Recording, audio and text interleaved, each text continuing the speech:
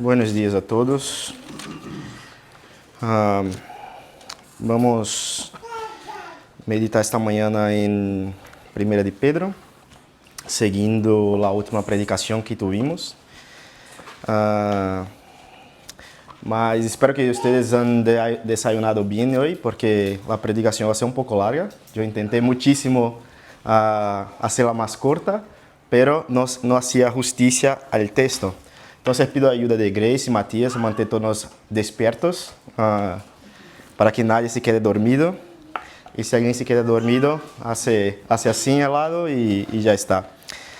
E para ajudarte a mantenerte concentrado na predicação, se tienes um papel ou em tu mente, pone assim, resumen, depois ponto 1, 2, 3, 4 e conclusão. É assim que está estruturado o sermão.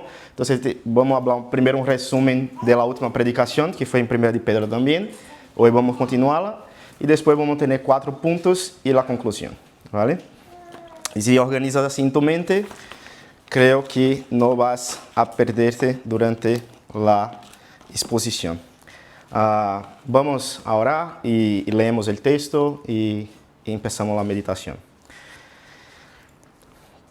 Padre, te pido que vengas, hable con nosotros, apiédate de nosotros y habla a nuestro corazón para que tu palabra se quede en nuestro corazón y no pequemos contra ti. Ayúdame en la exposición de tu palabra, en nombre de tu Hijo Jesús. Amén. Muy bien, veo que Grace ya está me ayudando muchísimo hoy. Y vamos a leer el texto de 1 de Pedro, capítulo 1, versículo 8 y 9. Leamos a palavra do Senhor. A quem amáis sem haberle visto, em quem creyendo, aunque agora não lo veas, os alegrais com gozo inefável e glorioso, obteniendo o objetivo de vuestra fé, que é a salvação de vuestra alma. Amém. Hasta aqui a palavra do Senhor. Déjame poner aqui, lado. Esto. Y ahora sí. Entonces, hace algunos meses vimos los 7 primeros versículos de esa carta, donde hablamos que Pedro escribió a creyentes dispersos, rechazados por la sociedad y calumniados también por sus vecinos, que estaban bajo una presión constante y cotidiana por causa de su fe. Vimos también que antes de hablar de sufrimiento, Pedro habla de la identidad que ellos tienen en el Señor. Primero, que eran extranjeros elegidos. Después, en los versículos de 1 hasta 7, habla también que estaban sostenidos por una esperanza viva. Cristo resucitó y porque Él vive tenemos esperanza. Y tercero, que eran llamados a perseverar con alegría en medio de las pruebas. Hablamos também que de las diversas pruebas, não é solamente uma, pero diversas pruebas, e vimos também que estas diversas pruebas são parte del plan de Dios, de como el oro que necesita ser refinado, nosotros también somos refinados por el sufrimiento y por esas diversas pruebas. Y terminamos el sermón con la revelación de Cristo. En el versículo 7, cuando Cristo sea revelado. Y ahora, en los versículos 8 y 9, donde vamos a nos detener hoy, donde es la meditación que vamos a tener hoy, Pedro llama a esos hermanos y también nos llama a nosotros a volver la mirada del futuro al presente. Y escribe estas palabras que leemos: a quien amáis sin haberle visto, en quien creyendo, aunque ahora no lo veáis, os alegrais com gozo inefável e glorioso, obteniendo el fin de vuestra fé, que es la salvación de vuestra alma.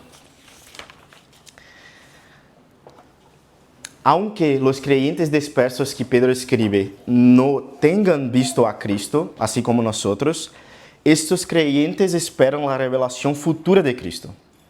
Y aún sin verlo, ya lo aman, ya creen en Él, ya se alegran en Él y ya están obteniendo el objetivo de su fe. Niños, quiero empezar hablando con vosotros. ¿Alguna vez has sentido el viento? El viento que sentimos a veces una brisa fresquita y a veces es un viento que parece que va a arrancarnos del sitio. Una vez estaba Luis y yo en Escocia y había mucho viento que parecía que nos iba a sacar del suelo y nos llevar. Nos despena todo el pelo, es decir, el mío y de Isaac no, pero ustedes entienden lo que quieren decir. El viento es muy real, ¿verdad? Puede empujar una cometa, mover las hojas de los árboles, refrescar el rostro en un día de calor. Y aún así, nadie jamás ha visto el viento. Vemos lo que hace, vemos sus efectos, pero no miramos el viento. Y sin embargo, nadie duda de que el viento existe. Nadie dice, como no lo veo, no es real. Niños, no solo vosotros, pero también los mayores necesitamos recordar esto. Hay muchas cosas muy reales que no vemos con los ojos. Pedro está diciendo algo mucho parecido aquí a los cristianos de su tiempo y a nosotros también esta mañana. Cristo en este momento no se ve con los ojos del cuerpo, pero es más real que el viento, más real que cualquier cosa que podamos tocar. Y el creyente lo ama, cree y se alegra en él, aún sin verlo. Hermano, esa es la gran tentación de nosotros como peregrinos, de mirar las cosas que podemos tocar y tenerlas como más real que la realidad eterna. Más real que cualquier otra cosa que podemos tocar son las promesas del Señor, es el Cristo. No caigamos en la ilusión de llamar de sólido a lo que es pasajero y llamar de invisible a lo que es muy real. Pedro escribe a estos hermanos justamente para reordenar el corazón. Nos dice, lo que tenemos en Cristo, aunque invisible a los ojos de la carne, es realidad sólida. Es más real que todo que podemos tocar. Pensa en esto, cuando tienes dinero en el banco, duerme tranquilo o preocupado. Pero cuando la cuenta baja y el corazón se aprieta, aunque Dios sigue siendo el mismo que te alimentó ayer, sea la cuenta baja o alta, es Dios quien está te sosteniendo. Pero el corazón, ¿cómo se queda cuando miras la cuenta de banco y cuánto tienes? Porque vemos el saldo, muchas veces nos quedamos tranquilos, cometemos el error de confiar más en una pantalla, en un número en una pantalla, que en la promesa del Padre Celestial que sostiene a nosotros, que viste los lirios del campo. Por naturaleza, confiamos en lo que podemos ver. Y por eso, amar, creer y alegrarse en Cristo, que no vemos ahora mismo, muchas veces resulta difícil para el cristiano. Y esta mañana vamos a ver en 4 puntos que el creyente es llamado a amar a Cristo, aún sin verlo, creer en Cristo, alegrarse en Cristo con gozo inefable y glorioso y recibir de Cristo la salvación de nuestras almas. En resumen, y es muy importante que entiendas esa frase porque si entiendes esa frase va a entender todo el sermón. En resumen, vamos a ver que el corazón nacido de nuevo ama, cree y se alegra en Cristo sin verlo, porque ya tiene la salvación que un día contemplará en plenitud. Voy a repetir porque es muy importante que tú se quede con eso. Vamos a ver que el corazón nacido de nuevo ama, cree y se alegra en Cristo sin verlo, porque ya tiene la salvación que un día contemplará en plenitud. Vamos al primer punto que está basado en la parte A del versículo 8, que dice, ¿a quién amas sin haberlo visto? Piensa conmigo qué cosa extraordinaria. Ni uno de nosotros ha visto a Cristo con los ojos de la carne. No vimos Cristo en la Galilea, no vimos cuando Él multiplicó panes y peces, no vimos Él haciendo milagros mientras estaba por la tierra. No vimos cuando el Señor anduvo sobre las aguas y Pedro salió de la barca también y caminó sobre el mar. Y sin embargo, Pedro dice a estos creyentes y también a nosotros, lo amáis aún sin verlo. ¿Cómo es posible eso? ¿Cómo es posible amar a alguien que no lo vemos, que no hemos visto? Primero necesitamos aclarar una cosa. ¿Qué significa amar a Cristo? Amor es una palabra que las personas intentan cambiar mucho el sentido y intentan distorsionar y resignificar.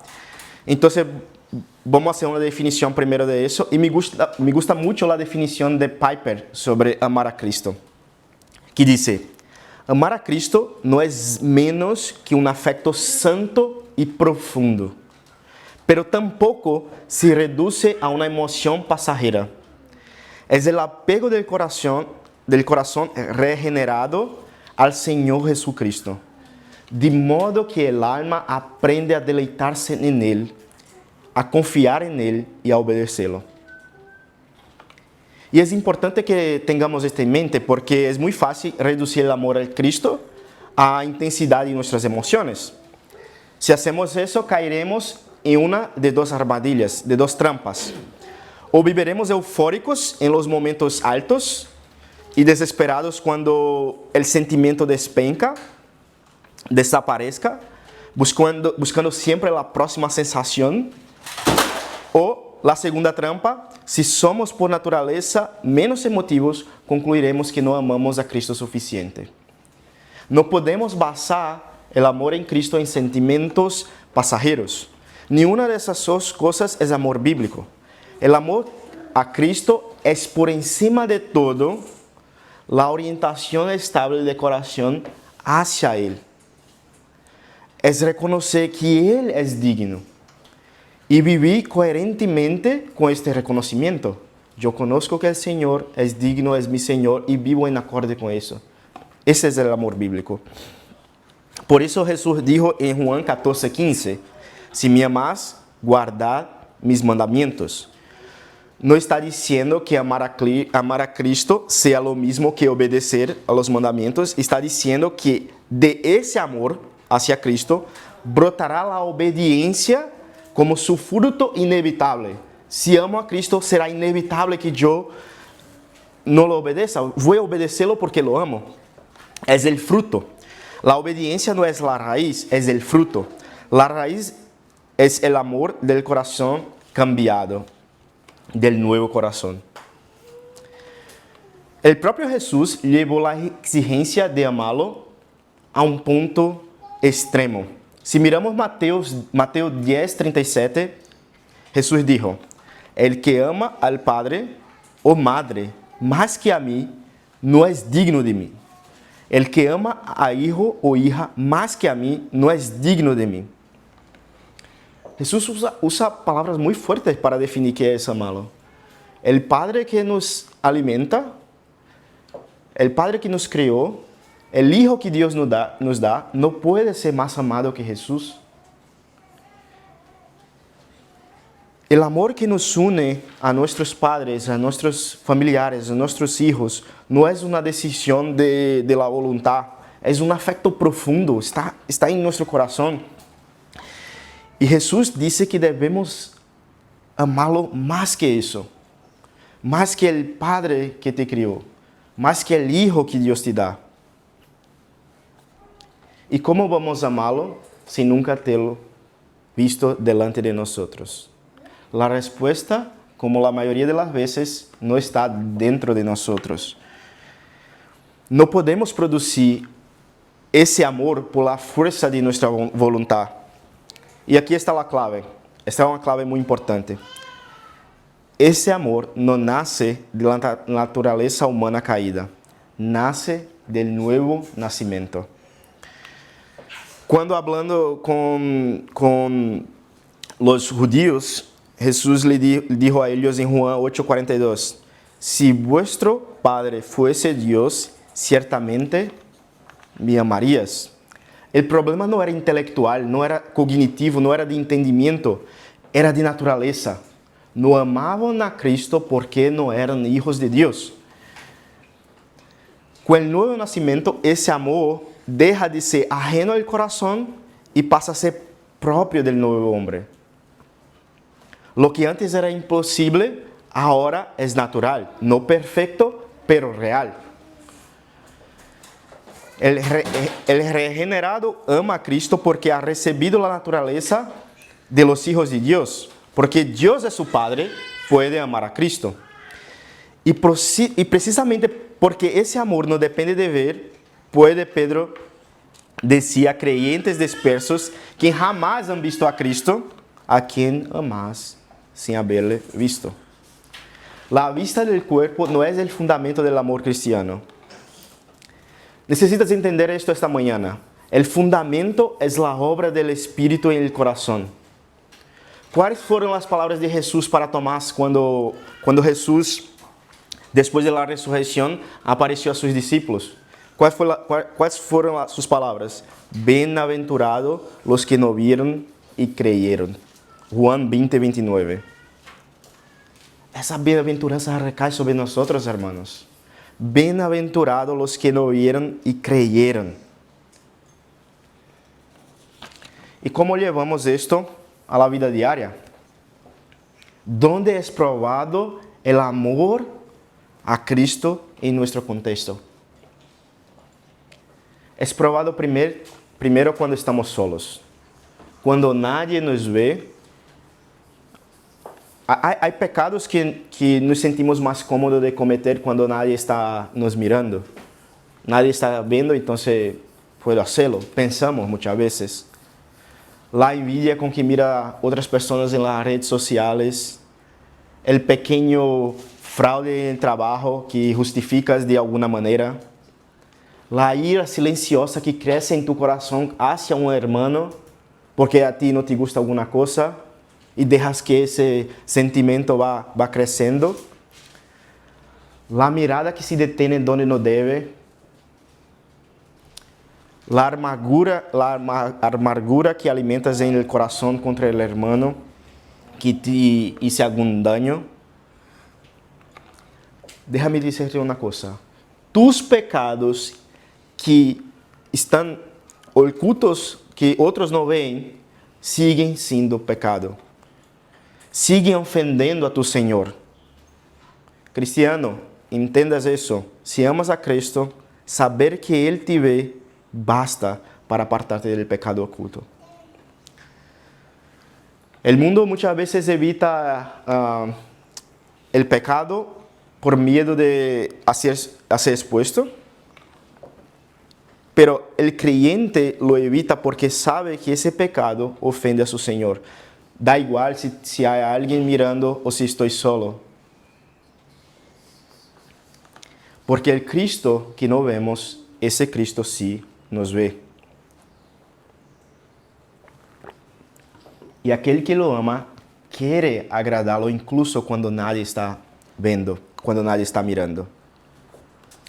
Ese amor hacia Cristo también es probado en el hermano que sí vemos. Si alguno dice, yo amo a Dios y aborrece a su hermano, es mentiroso. Pues el que no ama a su hermano a quien ve, a quien ha visto, ¿cómo puede amar a Dios a quien no ha visto? 1 de Juan 4:20. Amar al hermano a cual vemos es la prueba visible de nuestro amor al Dios invisible. El hermano difícil, el hermano que piensa diferente, el hermano que nos hizo daño, el hermano que piensa distinto, el que nos desagrada en algunas cosas. Si no amas al hermano a quien ves, el amor a Cristo que dices tener es mentira. Por eso, antes de seguir adelante, quiero volver un poco a la verdadera fuente de este amor. Ese amor a Cristo que Pedro nos habla no es producto nuestro, no viene de dentro de nosotros. Es el fruto del Espíritu en un corazón cambiado. No es por fuerza de voluntad, no. Eso necesita quedar muy claro para ti. No es por la fuerza de tu voluntad que vas a amar a Cristo. Pero tampoco por espera pasiva. Eso también necesita quedar claro. ¿Y cómo entonces? Bueno, que has preguntado, porque la respuesta está en los medios de gracia. Los medios de gracia son la respuesta. Cuando tú, cristiano, estás con el corazón frío, y no sientes, no logras amar a tu hermano, el Espíritu aviva el amor a Cristo por los medios que Dios mismo ha ordenado. Si miramos el Salmo 73, Asaf está hablando que ele mira a los impíos y siente envidia de ellos, pero cuando está indo al culto al Señor, entende el fin de ellos. Los medios de gracia, el Espíritu aviva el amor a Cristo por los medios que Dios mismo ha ordenado. Abre las Escrituras y contempla a Cristo allí. Tenemos un tesoro delante de nosotros. Tenemos Cristo en los Salmos, en los Evangelios, en Génesis, en Apocalipsis. Tenemos Cristo delante de nosotros. Lleva tu frialdad al Padre en oración, pidiendo a Él que haga un cambio en tu corazón para que tú ames más a Dios. Acércate à mesa del Señor. Busca la comunión de los hermanos. El amor a Cristo se enciende también en la compañía de aquellos que aman a Cristo. Es importante quedar claro que estos medios no son trabajo meritorio, son los canales por los cuales el Espíritu comunica su obra. Y así pasamos a nuestro segundo punto. Cree en Cristo. Cree en Cristo cristiano. En quien creyendo, aunque ahora no lo veas. Es la parte B del versículo 8. El amor y la fe van juntos. Donde Dios ha obrado el nuevo nacimiento, donde el corazón ama a Cristo, allí también la fe en Cristo. No son dos realidades separadas, distintas, sino dos caras de una misma obra del Espíritu. Pero, ¿qué es creer en Cristo? Estoy contento que has preguntado otra vez, porque debemos ser muy precisos aquí. Porque igual que el amor, fe es otra palabra que se intenta vaciar su significado, se intenta tener su sentido cambiado. Creer en Cristo es confiar personalmente en Él. Es descansar en Él para nuestra salvación. Es entregarnos en sus manos. Hay que distinguir la fe salvadora de mero conocimiento. Creer en Cristo no es solo saber cosas sobre Él. Puedo saber que Jesús nació en Belén. Puedo saber que hizo muchos milagres. Puedo incluso recitar el credo apostólico y aún no tener la fe salvadora. Santiago nos dice en su libro: tú crees que Dios es uno, bien haces. También los demonios creen y temblan. Santiago 2:19. Los demonios conocen la teología, saben quién es Cristo y lo que hizo. El problema no es de información.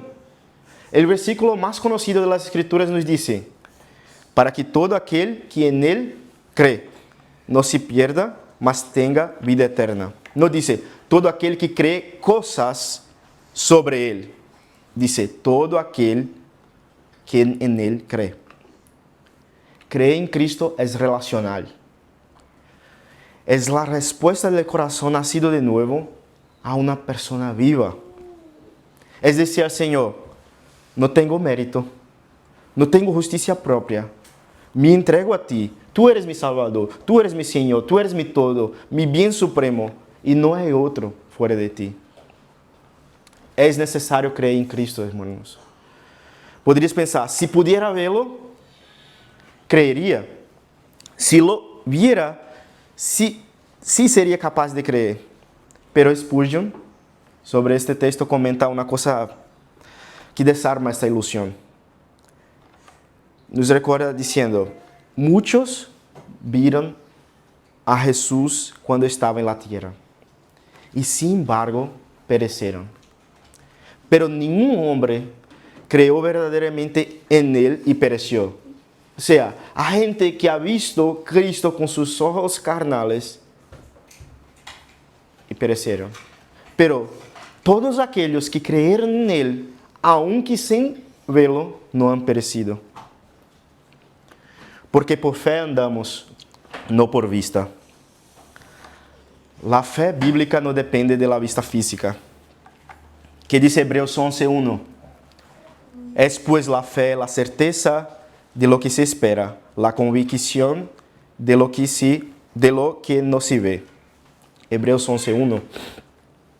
La fe no es un salto al vacío, tiene fundamento objetivo, aunque su objeto no esté a la vista de los ojos físicos.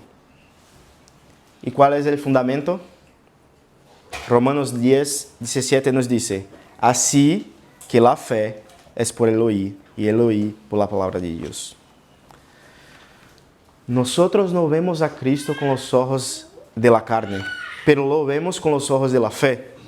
Por medio de las escrituras inspiradas, lo vemos a Cristo en su palabra. La fe nace del nuevo nacimiento, se alimenta de la palabra y descansa en el Cristo que nos es revelado en las escrituras.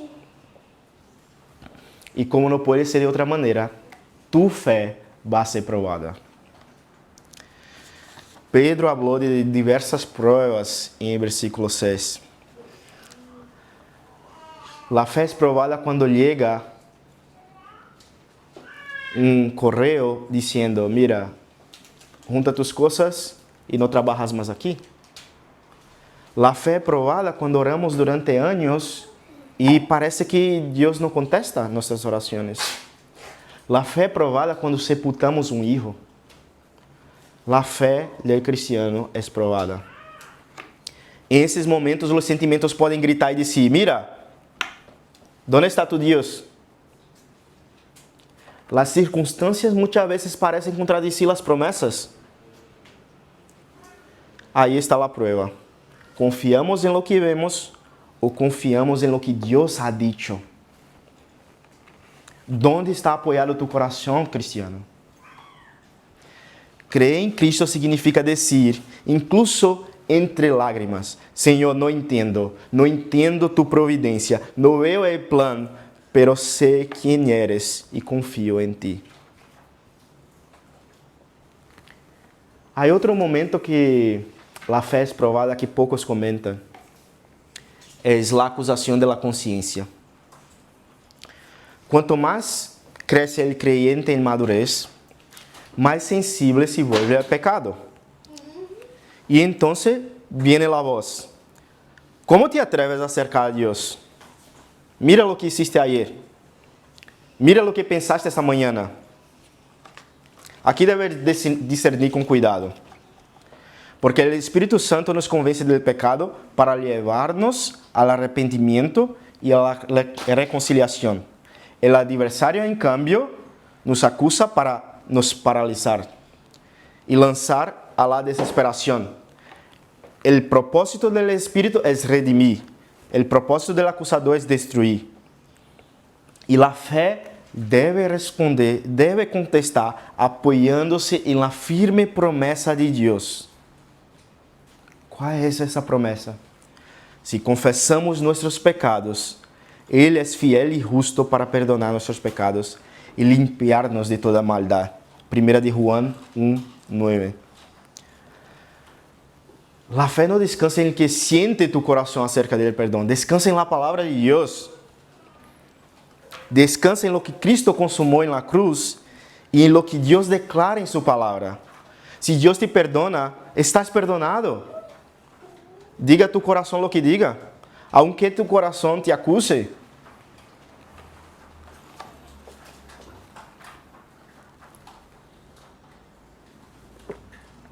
Sí, mi hermano, tu fe es probada en sufrimiento, tu fe es probada delante de la culpa y también es probada delante de la tentación.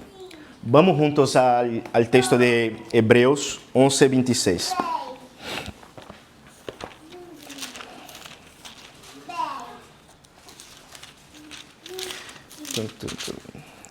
Hebreos 11, 26. Hablando sobre Moisés, vamos a leer del 24 hasta el 26, porque va a ayudar un poco en el contexto.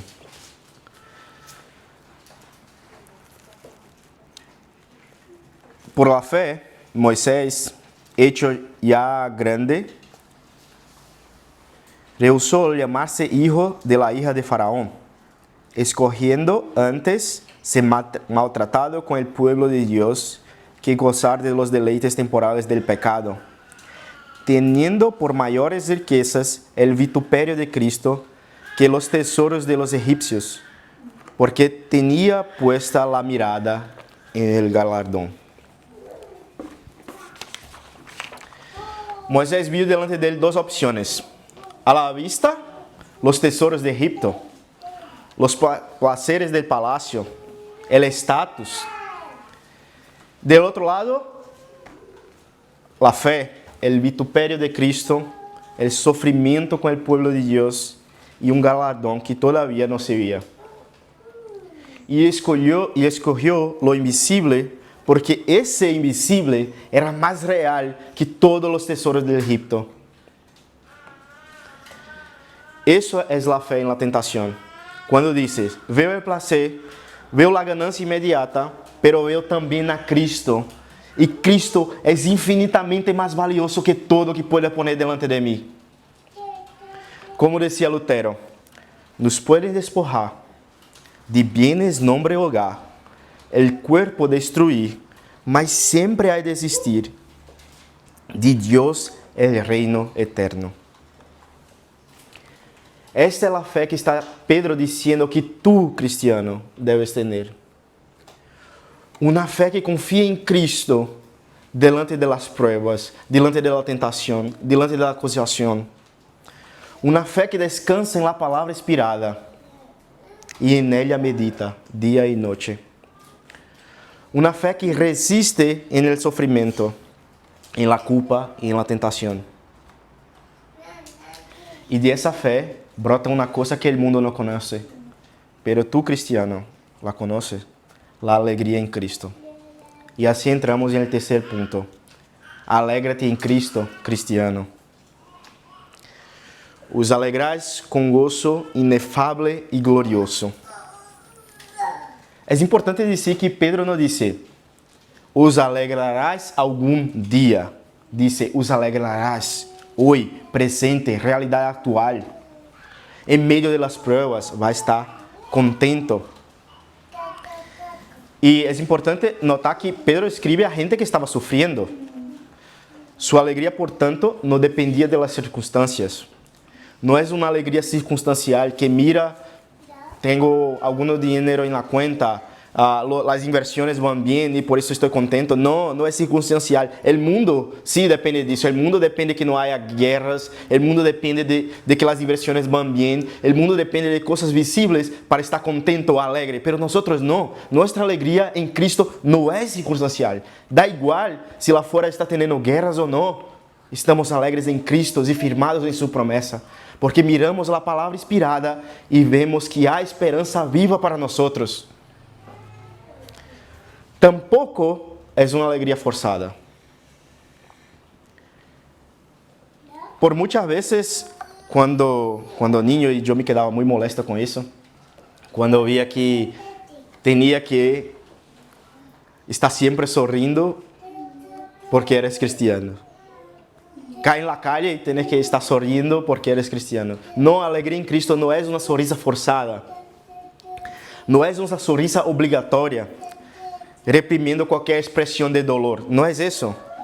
Isso não é alegria, é uma máscara.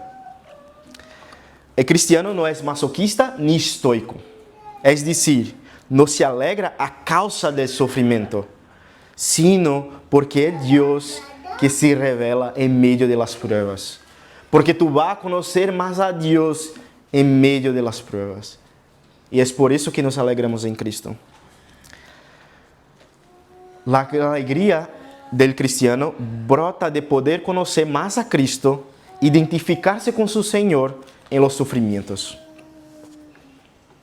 Y para describir esa alegría, Pedro usa dos adjetivos que merecem nossa atenção: inefável e gloriosa. Inefável significa que palavras humanas não conseguem descrevê-la. Não porque seja vaga, sino porque desborda de linguagem. Estava falando ayer com alguém dizendo que eu conheço uma pessoa, não me acordo bem como entramos no assunto, mas eu conheço uma pessoa que é tão rica que não sabe quanto tem. Ele já não sabe mais quanto tem e quanto gana. Esta é inefável. Esta é a alegria de cristiano. Temos, já não é possível contar, não é possível descrever, palavras humanas não podem definir esta alegria que temos em Cristo. Por isso, o texto sagrado usa inefável. Essa é a alegria do crente. E também gloriosa, ou literalmente glorificada. É uma alegria sólida e permanente. A alegria do mundo pronto passa. El borracho, algumas horas depois, paga o preço de sua decisão. El codicioso consegue o que queria e descobre que não era suficiente. A alegria de Pedro que Pedro descreve é de outra natureza. Não deixa ressaca, não termina em vergonha. É o tipo de alegria que resiste à tribulação. Estas coisas os he hablado para que mi gozo esté en vosotros y vuestro gozo sea cumplido. Juan 15:11. Dijo nuestro Señor: estas cosas os he hablado para que mi gozo esté en vosotros y vuestro gozo sea cumplido. Percebilo, mi gozo en vosotros. Não uma alegria que fabricamos, a alegria que o Padre tem em el Hijo, infundida em nós através do Espírito. Cristiano, tem fé em estas palavras de vida. O gozo de Cristo está em nós. Amas a Cristo porque o novo nascimento te deu nova natureza. Crees em Cristo porque a palavra, por el poder do Espírito, abre tu coração muerto e lo hace vivo. Te alegras em Cristo porque o mesmo Espírito hace presente a Cristo entre nós, aunque tus ojos naturales não lo vean. E esta alegria, assim como o amor e a fé, tem implicações na vida real.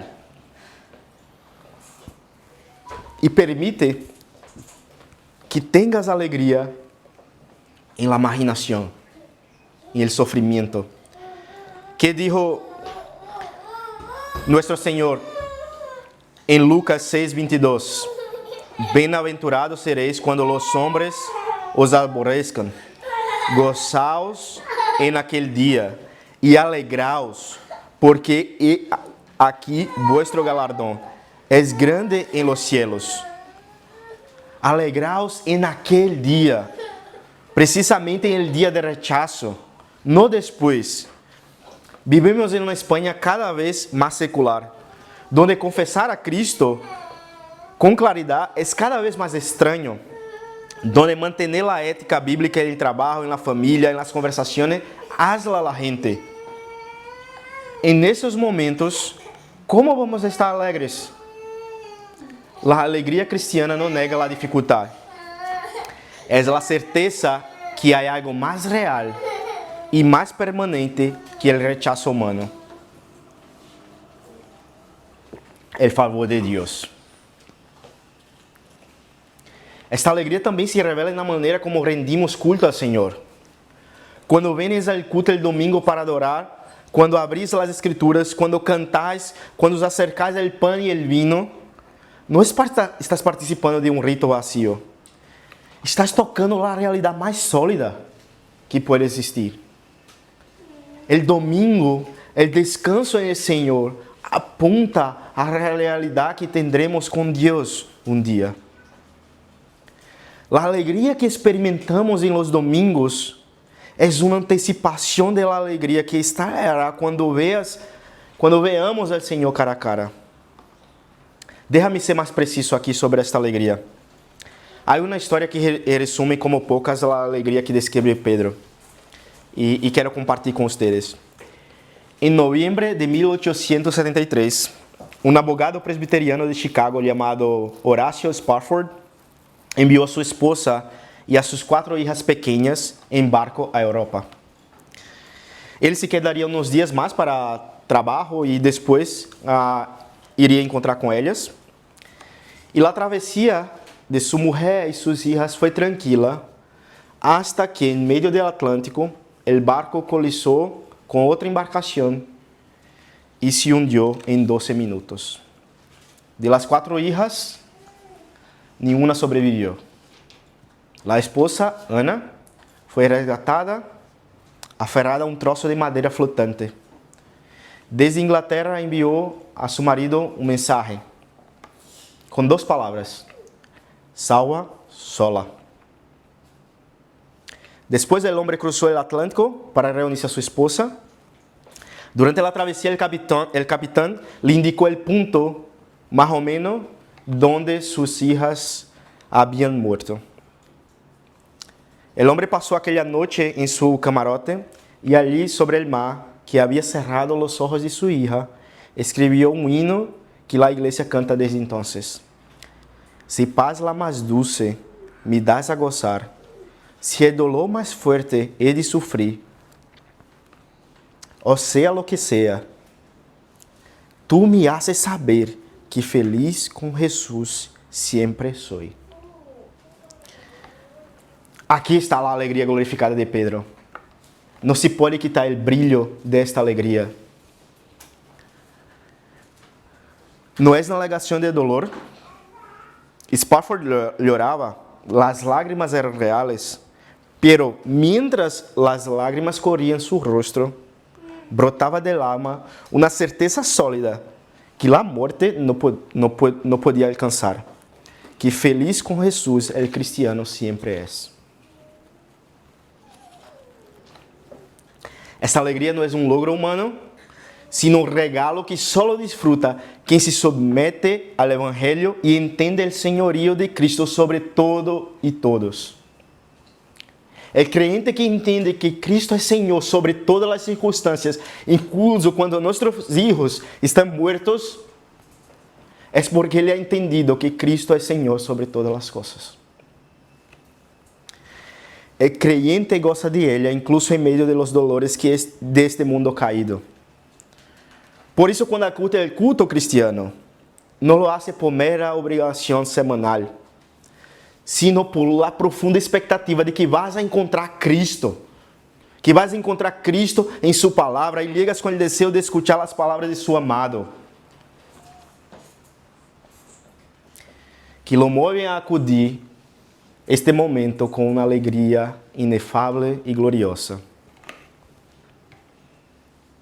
Em resumo, a alegria de cristiano não é o produto do esforço humano ou esforço próprio, sino um dom recebido através de los meios de graça.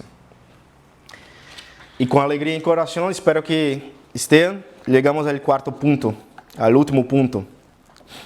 Recibe de Cristo a salvação.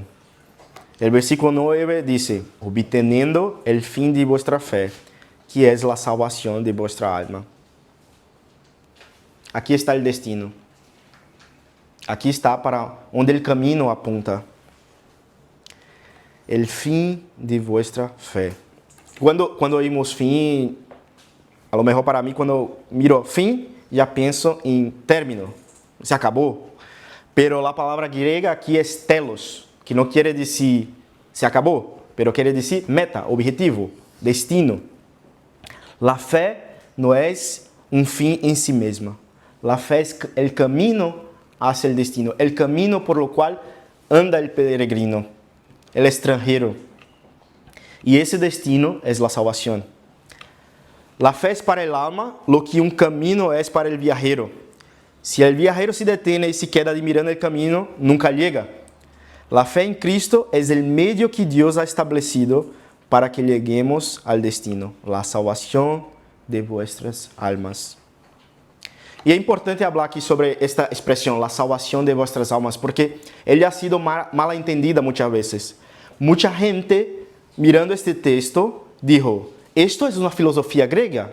Como el alma está aprisionada en el cuerpo y el alma es la única cosa que importa. No, no es eso que está diciendo Pedro aquí. Pedro está enseñando que la salvación del alma, la vida interior, ya alcanza la gracia. Porque el mismo evangelio que promete también la redención del alma, promete la redención del cuerpo en la resurrección final. Esperando la adopción, la redención de nuestro cuerpo, Romanos 8:23. Y también en Corintios tenemos Pablo diciendo a la iglesia sobre la resurrección del cuerpo. La resurrección final no es la liberación del alma que por fin se libra de su cuerpo. Es la restauración gloriosa del ser humano completo, cuerpo y el alma reunidos para la eternidad. Y aquí llegamos al corazón de este versículo. Debemos preservar la atención del texto sagrado. Mira conmigo junto la progresión que tenemos. Vuelve al versículo 5 de 1 de Pedro. Versículo 5, que sois guardados por el poder de Dios mediante la fe para alcanzar la salvación que está preparada para ser revelada en el último día. Futuro. Ahora en versículo 7. ¿De qué habla? Para que la prueba de vuestra fe, mucho más preciosa que el oro, en cual perece, aunque sea probada con el fuego, se halle, que resultará en alabanza, gloria y honra en la revelación de Jesucristo. Futuro. Versículo 9. Obtendo el objetivo de vuestra fe. Presente. Y versículo 13, si vamos un poco más adelante, si Dios permite, llegaremos a ver este texto con más detalle, pero por lo cual está preparados para la acción, ser sobrios y esperar por completo en la gracia que os traerá en la revelación de Cristo. Futuro. Porque esta tensión entre futuro y presente que hace Pedro aquí, porque la realidad del cristiano es ya y todavía no. Ya, el creyente tiene realmente la vida de Cristo, ya es hijo de Dios, ya está justificado, ya el Espíritu habla en él y ya está siendo santificado, ya participa de la salvación. Todavía no, la plenitud está por venir, todavía guardamos la redención del cuerpo, todavía esperamos ver al Señor cara a cara, todavía luchamos con el pecado, todavía esta creación gime esperando su liberación. Pedro habla de la salvación como realidad ya recibida y al mismo tiempo como una herencia en vías de consumación. El creyente ya tiene la vida en Cristo, pero todavía aguarda la plena revelación de esta salvación en el último día. Jesús dijo: el que oye mi palabra y cree al que me envió, tiene vida eterna. Y no vendrá la condenación, mas ha pasado de muerte a vida. Tiene, hoy, presente, ha pasado consumado. Pero la plenitud aún está por vir, está por delante. Y así como los otros puntos, aquí hay implicaciones en tu vida diaria. Primero, ante la duda sobre vuestra salvación, hay creyentes que luchan, que viven atormentados por la duda. ¿Seré realmente salvo? ¿Será mi fe genuina? ¿Amas a Cristo? ¿Confías en Él? ¿Hay en ti esta alegría en Cristo que el mundo no puede dar? Entonces, has obtenido ahora mismo el fin de tu fe. La salvación no es un premio distante como una realidad lejana de nosotros. No, cristiano. Es una realidad presente que ya tienes tú en Cristo. Primera de Juan 5:13. Estas cosas os he escrito a vosotros que creéis en el nombre del Hijo de Dios, para que sepas que tenéis vida eterna. Se a palavra dice que já tienes, não permita que tu coração acusador te diga lo contrário. Outra implicação dessa salvação na vida de nós hoje, ante a morte de um hermano em Cristo, o Evangelho te traz esperança. Essa salvação é um consolo incluso quando um hermano em Cristo muera. Aunque soframos com o dolor que é real, temos esperança. El alma de creyente es recibida por Cristo y el cuerpo, ese cuerpo que sepultamos con lágrima, aguarda en la tierra la trompeta final, cuando será resucitado, glorificado e incorruptible. Por isso, os funerais cristianos devem ser diferentes. Aunque há dolor, aunque há lágrimas, há esperança. Há esperança e não desesperação. Recuerda que empecé dizendo que Pedro escreve a creyentes que sofrem. Como recordar o fim, o objetivo de nossa fé, nos ajuda com isso. Como ajudava estes cristianos e como ajuda a nós hoje. Porque transforma completamente a perspectiva de sofrimento. O sofrimento presente não é o final da história. El sofrimento é uma etapa del camino. El destino é a salvação plena e eterna em la presença de Cristo. Porque esta leve tribulação momentânea produz em nós um cada vez mais excelente e eterno peso de glória. 2 Coríntios 4:17. Leve e momentânea frente eterno e excelente. Quem vive com os olhos puestos en el destino, soporta el camino. E hermanos, para concluir, caminhamos agora para o final. Pedro dice de vosotros, creyentes en Cristo, amás a quem nunca habéis visto, creéis en quien ahora mismo no veis, os alegráis com gozo inefável e glorioso, e obteneis el fim de vuestra fé, la salvação de vuestra alma. Não são 4 realidades separadas, e por isso não pude separar este sermão em sermões diferentes. São 4 caras de uma mesma graça. Donde Deus ha obrado el nuevo nacimiento, ali há amor por Cristo. Ali há um desejo de agradar a Cristo. Donde há amor por Cristo, há fé. Donde há fé, há alegria. E donde há amor, fé e alegria, ali há a salvação. O coração nascido de novo ama, cree e se alegra em Cristo, mesmo sem vê-lo, porque já tem a salvação que um dia contemplará em plenitude. Todo começa nele, todo se sustenta nele, todo termina nele. O fundamento de todo é Cristo. Ele volverá a ter misericórdia de nós, sepultará nossas iniquidades e echará em lo profundo del mar todos os nossos pecados. Miqueias 7:19. Aqui está o porquê.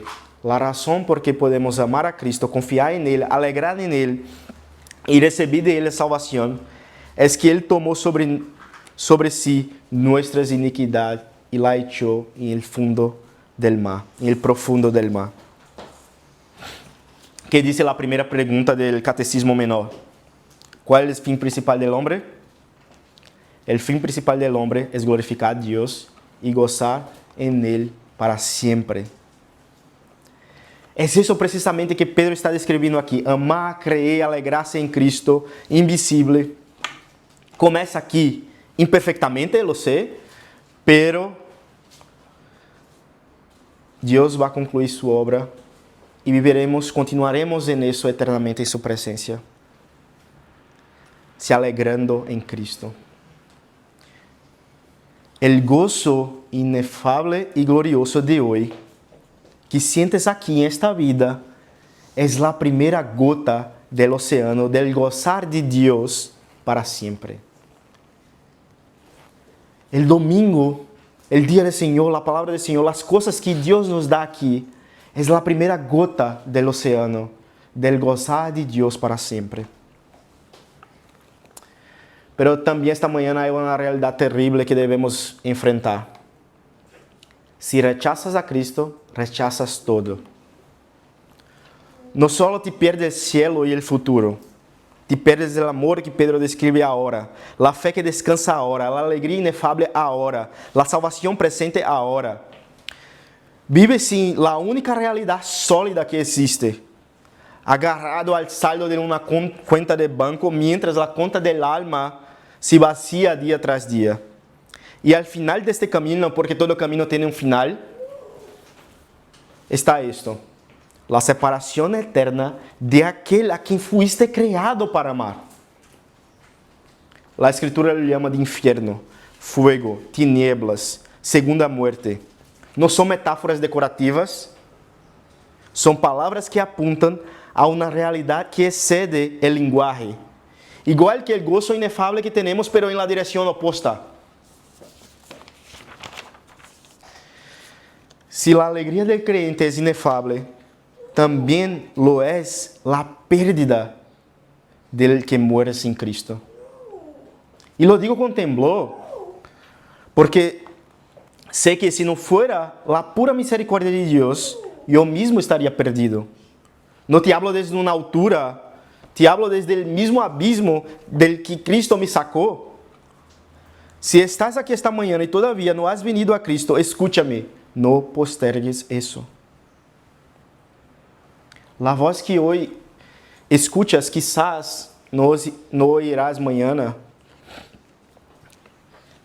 El corazón que se ablanda hoy, quizás se endurezca mañana. Hoy es el día de salvación. Arrepéntete de tus pecados. El que sepultó las iniquidades de los suyos en los profundos del mar, te llama. Y si ya estás en Cristo, si lo amas, aunque imperfectamente, si confías en Él, aunque con tropiezos, si te alegras en Él, aunque entre lágrimas, ten buen ánimo. Estás obteniendo el fin de tu fe. Un día pronto verás cara a cara aquel a quien na hora amas, crees, te alegras sin haberlo visto. Oremos. Padre,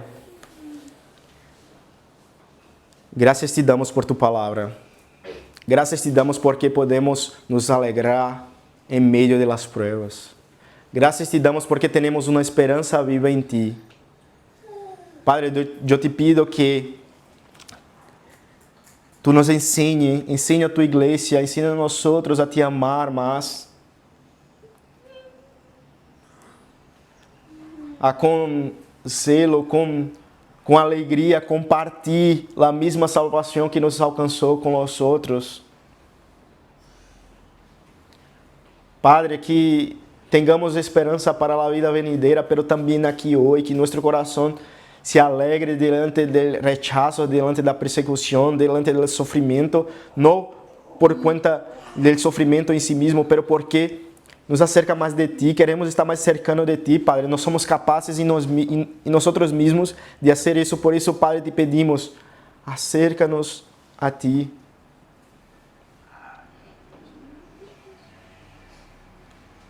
Em nome de tu Hijo Jesús te pedimos. Amém.